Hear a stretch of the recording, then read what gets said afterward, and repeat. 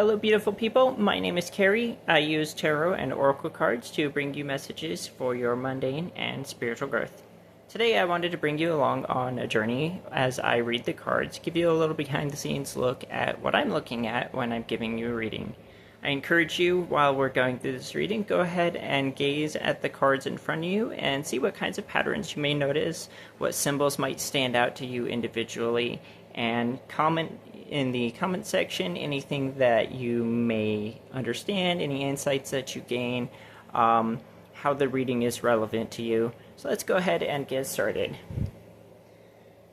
Starting off, guiding, we have the Journeyman. Now I like to pull a card out of my Fairies Oracle deck. That would be this one. In order to guide the reading. Now, the Journeyman is a very similar card to the Fool in your classic tarot. However, there are some slight differences. Now, the Journeyman, while he is definitely starting out on a new journey, he is not naive in the same sense that the Fool would be in the tarot. He's got some training, he's got some, practice, he's developed a certain measure of skills. He is a journeyman. He is not an apprentice. He is not a novice. He has adequate training and experience in order to help him navigate the new journey that he's going on. So our reading here today, we are talking about a new endeavor that you are embarking on, a journey that you have started, and some information to help you navigate that.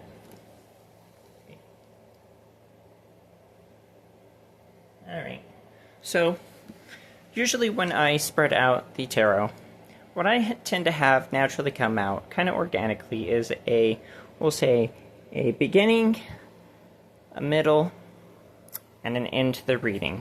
This could be, past, present, future, problem, solution, and outcome. Now, I don't necessarily set out specifically saying that these are the things that the cards are going to represent in a reading. They just tend to organically kind of unfold that way.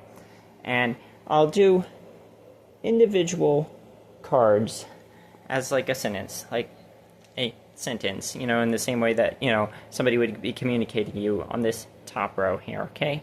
And this, you could technically take all these top cards here and you could use them to give you a general sense of the reading, whereas the cards that follow underneath the columns and the connections between the columns are the clarifiers to help kind of break down understanding what the experience is. However, that's not necessarily limited. Sometimes the information, like this Queen and King of Cups here, are actually very much part of the message, but they just kind of come about as a natural progression. Alright, so getting started, I have Death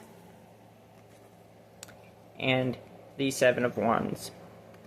Okay, so right away when I pulled the Death card, I got this sinking feeling, this kind of like a feeling of anxiety, dread, even though I know the Death card is not necessarily a negative card, because death being, the source for renewal, the source for new life, the decay needed in order for things, new things to grow. And paired here with the Seven of Wands, what I'm getting the impression here of is that you are waiting for the shoe to drop. Your past experiences, while they have certainly taught you a lot, while you've certainly gained certain measure of skills, because of the difficulties you've experienced in life, you are still anticipating and defending against perceived threats. Okay.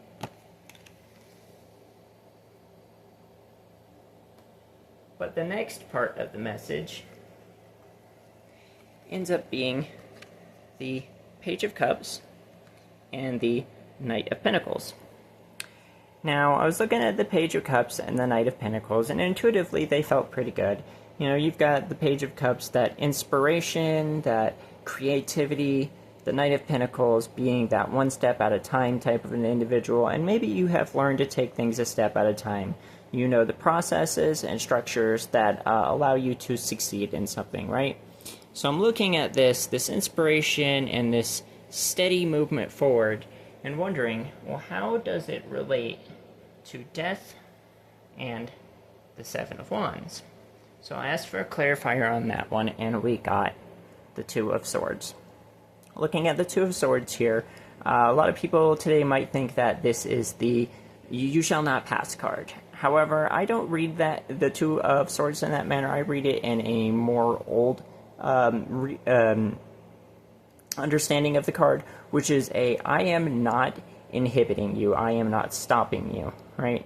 The Two of Swords, she doesn't have her swords pointed out toward you. She's not in a position that means that she would be ready to fight. She's actually in a gesture that would be very difficult to start a fight from, very impractical to start a fight from. So when I'm seeing this connecting the two here, what I'm getting is that while you may be anticipating something to go wrong, the reality of the matter is that you understand that if you take things one step at a time, that if you just move carefully, that the experiences that you've had in the past are not going to inhibit you. Okay. Now, to back that up, the next step in the reading, we have the Seven of Swords. And the Seven of Swords, I'm looking at here as a disarming card. You know, you have this individual who's snuck into the enemy camp to steal weapons so they can't attack at dawn. So imagine that means your guides have been working behind the scenes to prevent problems from coming to fruition, to prevent things from, from the shoe dropping. Okay, and to back this up, we have the Eight of Swords. Eight of Swords, this young lady here, she can realize that the bindings that are holding her are loose. She can remove the blindfolds. She can step away from the swords. You are no longer bound by the same problems and energies that you used to experience. Okay. So this initial beginning phase here, we're talking about you have this fear that, something's going to go wrong even though you've started out on a new endeavor. So moving into the next part, we've got the Sun.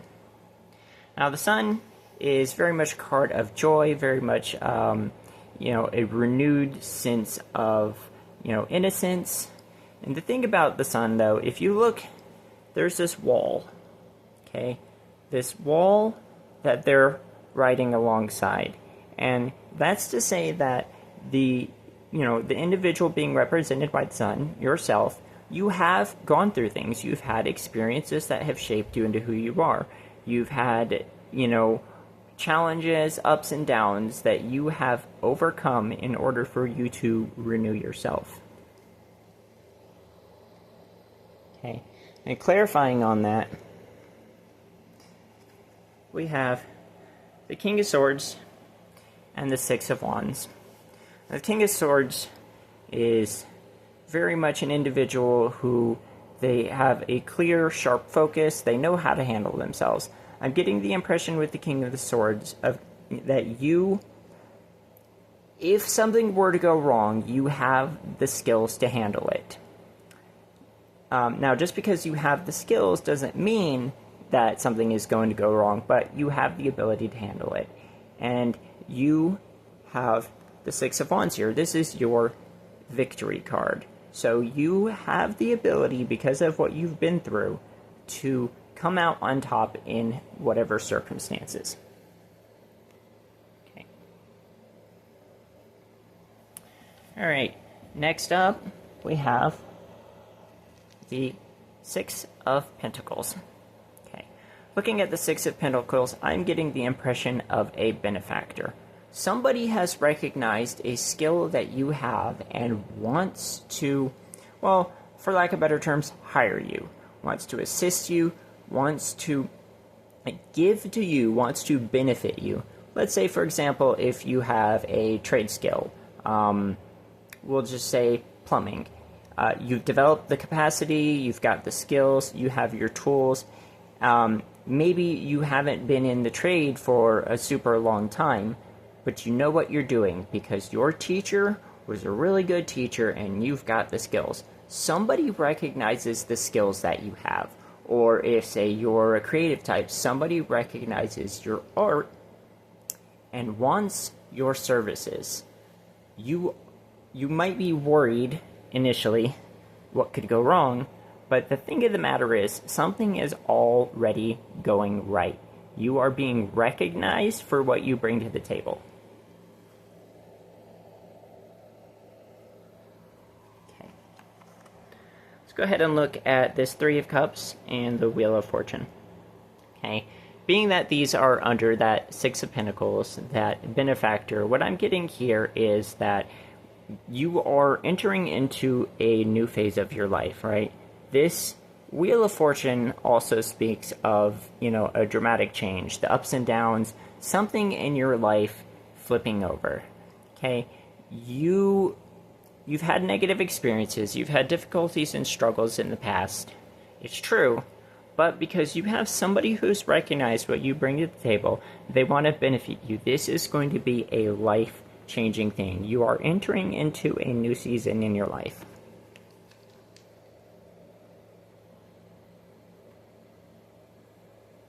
Okay, let's go. We have the Knight of Wands. Okay, now looking at the Knight of Wands, this is very much a passionate individual, somebody who has an idea, has a skill, an inspiration, something that they want to take off with. And an interesting thing is, even though you have this impulsive energy that's ready to go, you as the knight here, you are restraining this horse. You are, stopping it from bolting off automatically right out of the gate. And this is because you have learned that if you approach your skills more carefully, if you approach whatever the thing in your life that you're trying to accomplish more carefully and more patiently, that you are more likely to succeed. Okay. And we have the Seven of Pentacles. Okay. Now, looking at the Seven of Pentacles here, what I'm seeing is you've got enough results, enough of something that has come true or grown in your life that you can look proudly at what you have created. You can have a certain measure of satisfaction because your plants are growing. Not merely just saplings. Perhaps you may have just came to a certain point in your life where you're seeing certain saplings, but there are certain other things in your life that are also growing, and you now have the ability to see, what shape they're starting to take.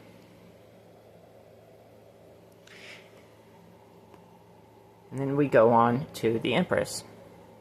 The Empress is pregnant. She's spinning on this this wheel here, which has the zodiac symbols all over it. Probably can't really see that too well because the camera's not really that great. But not only do you have something that you're able to see coming to fruition, you also have more that is growing. You also have more things that are in process of forming, which is a really good thing because not only that says you have things that you can rely on now, and you have things coming in the future that you can rely on. This isn't just a one-time deal of, hey, I got a commission for a piece of work. You are going to continue to get payout for the things that you do, for what you bring to the table. Okay. Now, here's the thing. Since you've come out of this old, cycle in your life, since you've come out of this old experience into something new, you have an activation within you, okay? This Ace of Wands here, you can see get the focus right. You can see the DNA strands through the wand and the energy lighting up the wand. You have inherent capacities, talents, skills that are now being activated in you. And that would be this Queen of Cups. What I'm drawn to in the Queen of Cups here is her cup, specifically the fact that the cup is covered with this veil, and yet you have this bright, shining energy out of it. This tells me that it's a psychic perception, an intuition, an empathy, some sort of perception beyond the typical physical ways of perceiving things. Okay. Being able to peer beyond the veil, and even when the veil is covering, a certain amount of light gets through. You have a certain measure of intuition now. Okay. And these two cards together, I want to bring together the Two of Pentacles and the King of Cups. All right. Pentacles are a very practical suit. You have the Two of Pentacles being here a matter of juggling. And then, interestingly, because we have the King of Cups next to the Queen of Cups, what this is giving me the impression of is an ability to regulate your emotions in such a way that you can get clearer understanding, clearer intuition, right? He's got the yin-yang on his cup, much in the same way that the Two of Pentacles, he's juggling these pentacles. So you have an awareness of your emotions, and you've come to a certain level of mastery. And being that the king here is next to the queen, this is directly tied into your new psychic capacity, your new intuitive capacity, whatever it is that is unfolding. Pay attention to your emotions, what they're telling you, and this is going to help give you the guidance you need to be able to navigate your future, to be able to move forward in your life. Okay. All right. So hopefully being able to look at the pattern of the cards laid out here has been helpful to you. Hopefully you've been able to see insights or ways that things are connecting in ways that I have not. I would absolutely love it if you would drop a comment. Let me know what you have seen here today. Go ahead and leave a like. If you haven't subscribed to the channel yet, go ahead and subscribe. Head into the channel, find a video that calls out to you, and I'll see you in the next one.